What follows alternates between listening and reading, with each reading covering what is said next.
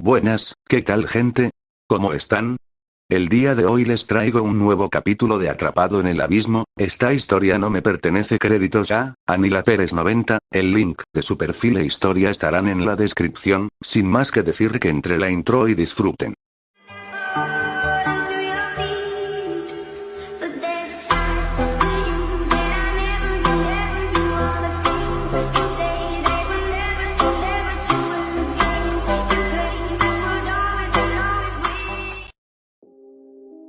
Capítulo 2. Entrenamiento para el examen de la UA. Flashback en el abismo. Izuku desafió al sátiro 8 veces antes de lograr derrotarlo. Tal era la diferencia de fuerza entre ambos que el peliverde se había visto obligado a huir 7 veces antes de asesinarlo, y le fue muy difícil hacerlo pues tardó casi 15 días desde que le vio por primera vez.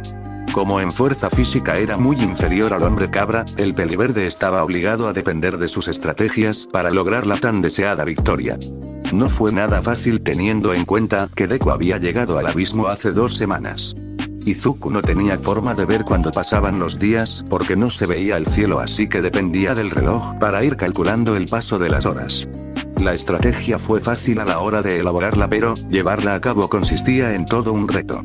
Izuku era consciente de que podría morir de un golpe, incluso una simple herida podía ser letal allí en el abismo. Deku se puso la mochila sobre los hombros y comenzó a caminar con los nervios a flor de piel. En sus manos no llevaba el hueso, sino un insecto muerto muy similar a una cucaracha del tamaño de un balón de fútbol. El olor era tan asqueroso que no se atrevía a respirar por la nariz. El sátiro apareció rápidamente, cerca de la piedra grande donde Izuku se había sentado a descansar hace 2 semanas. Era el momento de poner en marcha ese plan que tanto tiempo le había costado diseñar. El sátiro se acercaba con un aire amenazante que hizo sentir miedo a Izuku. En uno de los brazos de la criatura había una cicatriz mal curada que le hizo el peliverde unos días atrás. Izuku respiró hondo. ¿Cómo estás hoy, hombre cabra?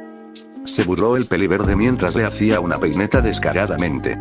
Espero que te hayas arreglado las pezuñas porque vas a morir. El intento de provocación había dado sus frutos cuando el sátiro emitió un rugido de furia. La primera parte del plan estaba hecha. Si tanto me odias, estúpida cabra, ven a matarme, continuó burlándose Izuku con descaro. El sátiro partió en palo de madera que siempre blandía de lo enfadado que estaba. Ven, estúpida cabra, ven por mí, a menos que seas una gallina con cuernos. Oh sí, ahora el sátiro sí estaba enfadado. La criatura cargó hacia adelante como si fuera a embestir como un toro. Izuku se permitió una sonrisa antes de esquivar el ataque y arrojar el insecto muerto contra el sátiro. La cucaracha gigante se rompió como un huevo, liberando fluidos amarillentos que apestaban a mierda. El sátiro comenzó a caminar como si estuviera perdido. Tropezaba, chocaba contra las paredes y daba vueltas sobre sí mismo. Hace unos días Izuku había averiguado que el sátiro veía muy mal y que eran sus sentidos del olfato y del sonido los que le guiaban. Puesto que las entrañas de la cucaracha olían muy mal, el sátiro no podía usar su agudo olfato. Si Izuku no hacía ruido, el sátiro no podrá verle. Ahora podría acercarse sin peligro al hombre cabra y matarlo, no obstante no quería arriesgarse a hacer eso. Su plan tenía una última parte en la que el monstruo moriría sin tener que mover ni un dedo. Un sonido como el de un ejército de ratas se empezaba a escuchar por los túneles del abismo. Al principio Izuku vio una manta grisácea acercarse a ellos, pero después consiguió distinguir los cuerpos de decenas de insectos hambrientos. Era una casualidad que las cucarachas gigantes fueran la comida de un centenar de insectos que eran atraídos por su peculiar olor, y era otra casualidad que ahora el que olía a cucaracha era el sátiro. Izuku se quedó mirando mientras los insectos devoraban como si de pirañas se trataran el cuerpo del sátiro hasta no quedar nada.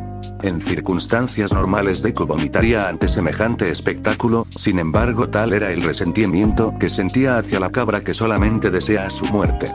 Irónicamente fue un plan muy sencillo el que derrotó a un adversario tan poderoso. Solo hizo falta algo tan débil y patético como una cucaracha apestosa, eso significaba que cualquier inútil podía derrotar a los más fuertes. Izuku deseaba poner en práctica esto con Katsuki Bakugou. En la actualidad. Pareces bastante tenso, Midoriya-kun, dijo la psicóloga apuntando algo en un cuaderno.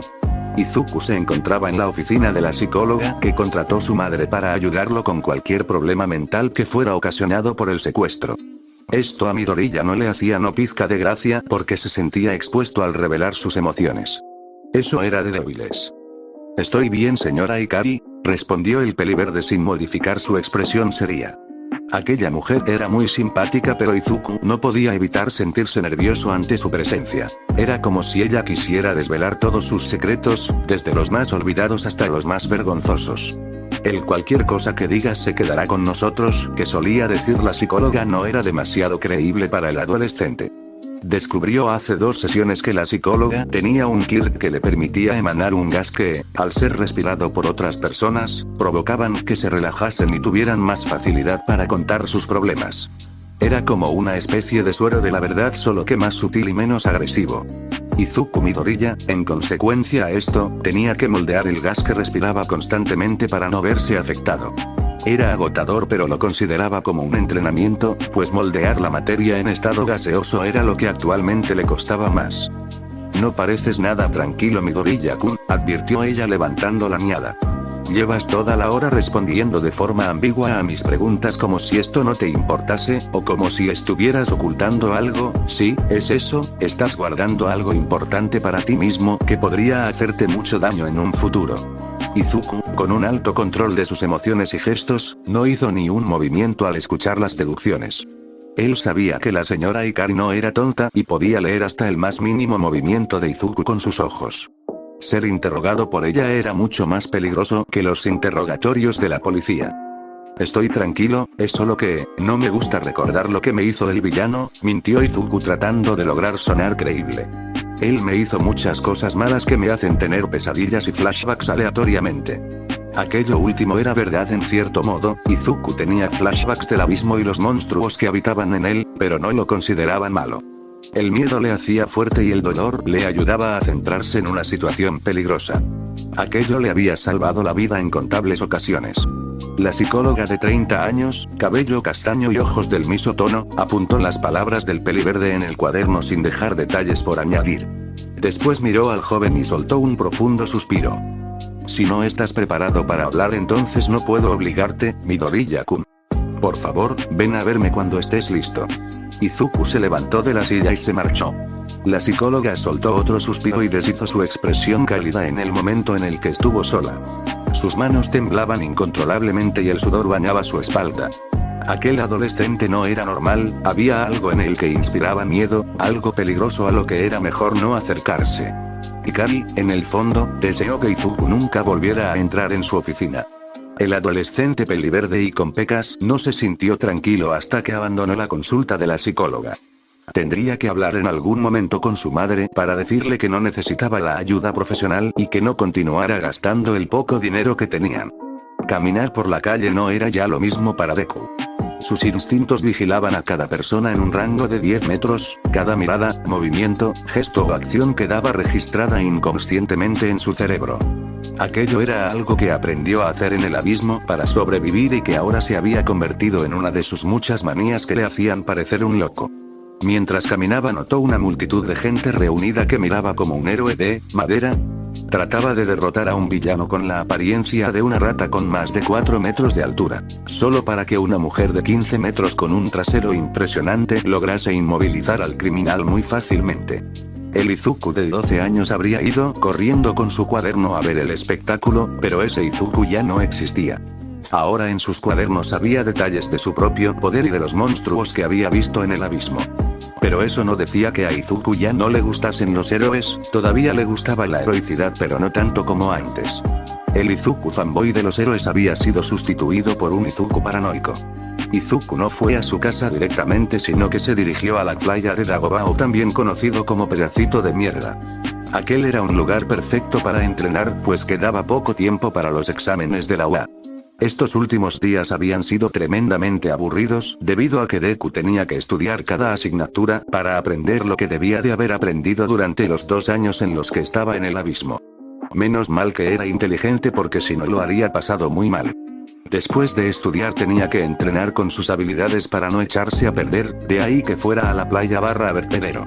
En un lugar tan alejado nadie podría decir nada y utilizaba su habilidad para moldear o si decidía levantar un frigorífico con las manos. Flashback en el abismo, había pasado un mes aproximadamente en el abismo. Deku había descubierto su habilidad para moldear los materiales, se puso a saltar de alegría porque por fin tenía un poder que le hiciera especial, ahora estaba tratando de hacer armas con las que protegerse de cualquier atacante. El adolescente había acampado en una bóveda amplia e iluminada gracias a unos hongos comestibles y con un buen sabor. En sus manos tenía un hueso que encontró hace unas horas, y lo moldeaba para que fuera más duro y ligero de lo normal, también afiló uno de los extremos para que pareciera un hacha. Cuando terminó dejó los huesos junto a una pila de objetos que había moldeado. Algo que llamaba la atención del peliverde era que los huesos encontrados eran de humanos, esto no sería sorprendente si no fuera porque aún no había visto a otra persona con vida por los túneles. Era muy extraño e Izuku supuso que los huesos serían de gente que falleció mucho antes de que llegase. Conseguir agua no era muy difícil para el chico ya que los hongos luminiscentes almacenaban mucha en el interior. Lo que sí era difícil era obtener comida. Izuku solo podía recolectar plantas e ir devorando a las criaturas que lograba cazar. No era una dieta rica en nutrientes y era consciente de que terminaría muriendo si no daba con comida de verdad. Deku comenzaba a plantearse si podía moldear su propio cuerpo para no necesitar tanto los nutrientes y así sobrevivir mejor con la falta de alimento. Otra cosa destacable era la aparición de 3 sátiros más aparte del que derrotó hace semanas. Por suerte estos no eran tan fuertes ni listos como el primero y logró matarlos lanzándoles cucarachas gigantes y esperar a que los insectos vinieran atraídos por el olor a comerse a los sátiros. Por el momento no había dado con un monstruo verdaderamente fuerte. Los que había visto podrían ser fácilmente derrotados por un héroe profesional de bajo rango, o simplemente por alguien que supiera pelear. Una parte de Deku deseaba que su suerte continuara así, no obstante otra parte quería que aparecieran criaturas poderosas que le hicieran todavía más fuerte. No podía volver a ser el Deku débil. En la actualidad, Deku empujó una lavadora casi sin esfuerzo por la arena caliente de la playa. Iba vestido únicamente con sus pantalones y con el pecho al descubierto por culpa del calor que hacía. Llevaba varias horas allí entrenando moviendo chatarra y electrodomésticos. Su cuerpo mejorado le permitía levantar lavadoras casi sin dificultad para dejarlas apiladas en una enorme montaña de basura que lentamente iba formando. Cuando Izuku veía un material útil, lo guardaba en una mochila para fabricar arma o artilugios en caso que pudieran servirle de algo. Era una forma muy sencilla de conseguir objetos interesantes sin gastar nada de dinero. Todo iba bien hasta que sintió la mirada de un hombre. Deku trataba de ignorar al tipo rubio, con ojos azules, ropa holgada y con un tremendo parecido a un esqueleto. Lo había visto de reojo sin importar que estuviera medianamente escondido, y además podía oler la sangre que tosía. Izuku no sabía qué quería el hombre demacrado y le ponía demasiado nervioso. En el abismo cuando una criatura te miraba por un largo rato es porque estaba interesada en ti, y si está interesada en ti significa que quiere comerte o quiere follarte, para desgracia de Izuku casi siempre era la segunda opción. Izuku Midoriya estaba realmente tentado en hablar con el hombre misterioso y preguntar por qué le espiaba, luego si el tipo demacrado no contestaba, Deku podía obligarle a hablar, pero no se atrevía a hacerlo, su instinto le decía que era mejor no atacar al hombre demacrado por seguridad, aunque se veía claramente que era muy débil. Aquello era muy extraño, cuando el sol se estaba poniendo, Deku se puso la camiseta de nuevo y regresó a casa con la bolsa con los materiales que había recogido. El hombre extraño se había ido. All Might no se consideraba a sí mismo el héroe más poderoso a pesar de ser el número 1 y el símbolo de la paz. La forma débil y lamentable que ahora tenía era solo una sombra del hombre que fue una vez y eso le deprimía y preocupaba por ambos lados. Su poder se desvanecía lentamente cada día. De ser el héroe a tiempo completo ahora únicamente disponía de 3 o 4 horas al día para salvar a la gente y derrotar villanos, y así fue desde la batalla contra All for One. Para su suerte los habitantes de Japón aún confiaban en él y no eran capaces de ver del descenso en su productividad como héroe, o simplemente no querían darse cuenta.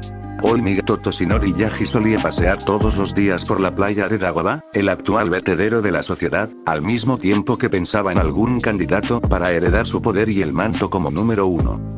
Su antiguo amigo Niteye le había presentado hace 2 semanas a Togata Mirio, un adolescente que iba a empezar su 3er año de UA y que representaba a simple vista los ideales de un héroe, y además tenía un poderoso Kirki experiencia en el combate. Sí, era lo que Olmig deseaba, y le habría entregado su poder sin problemas. Sin embargo, la atención del héroe número 1 había sido fuertemente atraída por un joven peliverde que no parecía tener más de 13 o 14 años. A simple visto el chico daba lástima por lo delgado, pálido y bajo que era. Olmig estuvo a punto de ofrecerle algo para comer pues el chico parecía un vagabundo, pero ese pensamiento se disipó cuando le vio levantar un refrigerador con las manos desnudas, como si fuera lo más fácil del mundo. Era evidente que tenía algún tipo de quirk de fortalecimiento porque un chico de su complexión nunca sería capaz de lograr esta hazaña. Pero, lo más raro de todo, era una voz que sonaba dentro de la cabeza del héroe, que le decía que tuviera cuidado con el chico. El joven peliverde iba todas las tardes a la playa de Dagobah y Olmig siempre se escondía para observar cómo movía grandes cantidades de chatarra como si fuera fácil. El héroe número 1 tenía que alguien le viera acechar al adolescente y pensaran de él como un pervertido. No era la primera vez que alguien pensaba que era un ladrón o un drogadicto debido a su forma demacrada. Tal vez ese chico sea un candidato para heredar mi poder, se dijo a sí mismo una vez mientras admiraba al joven aplastar una lavadora con su propia fuerza física. Parece bastante fuerte y, el hecho de que esté tratando de limpiar la playa, lo convierte en alguien que se preocupa por el entorno. Justo lo que estoy buscando, pero ese aura que tiene no es propia de un símbolo de la paz, musitó esa última parte como si le diera vergüenza o miedo decirla en voz alta. Pero lo que Olmig no sabía era que Izuku era consciente de que estaba siendo vigilado todos los días mientras entrenaba en la playa. Los días pasaron rápidamente para el peliverde y el examen de ingreso estaba a la vuelta de la esquina. La policía le había pedido testificar un sábado para saber un poco más del villano que le secuestró. Esto a Izuku le molestaba un poco porque tenía que inventarse una excusa para no revelar la existencia del abismo. El peliverde le contó una buena mentira a un detective hasta que este le dejó tranquilo. El detective Naomasa había visto decenas de secuestros a lo largo de su carrera, algunos terminaban bien y otros no. Interrogar a las víctimas de estos sucesos era siempre una tarea complicada porque tenía que ser consciente de que a los secuestrados no les gustaba tener que recordar lo que vivieron mientras eran retenidos contra su voluntad por el secuestrador. Izuku Midoriya se había convertido en un hueso duro de interrogar. Cuando el detective vio por primera vez al joven Midoriya, se sorprendió de su cuerpo de apariencia débil y de sus ojos muertos, del aura intimidante que le rodeaba. También se sorprendió ante la cantidad de mentiras que había dicho hasta el momento. Sí, eran mentiras con una interrogación porque a Naomasa le era muy difícil saber dónde terminaba la verdad para dar comienzo a la mentira, y eso que su quirk era idóneo para los interrogatorios. Aparte de eso, Midoriya nunca daba detalles concretos de su secuestrador ni cómo había huido. Aquello era frustrante porque había interrogado al joven 4 veces y lo único en claro que había sacado era: me llamo Izuku Midoriya, fui secuestrado durante 2 años hasta que me escapé. Esa sencilla frase era 100% verdad, nada útil para detener al villano. Naomasa sospechaba que Midoriya sufriera el síndrome de Estocolmo o simplemente tuviera miedo de que el villano tratara de hacerle algo si revelaba la verdad. Naomasa cada vez tenía más ganas por saber lo que sucedió durante la desaparición del joven. Era hora de iniciar una investigación por su propia cuenta, comenzando por interrogar a la antigua escuela a la que Izuku había asistido. Aldera Junior, que era famosa por sus maestros que miraban hacia otro lado durante los casos de bullying.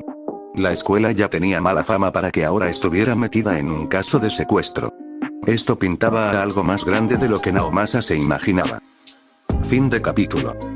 Eso ha sido todo por hoy, espero les haya gustado. Si es así, suscríbanse al canal y activen la campanita para que YouTube les avise a la hora de sacar el siguiente capítulo. Espero se encuentren muy bien y si no es así deseo que puedan recuperarse rápido. Hasta el próximo video amigos, cuídense.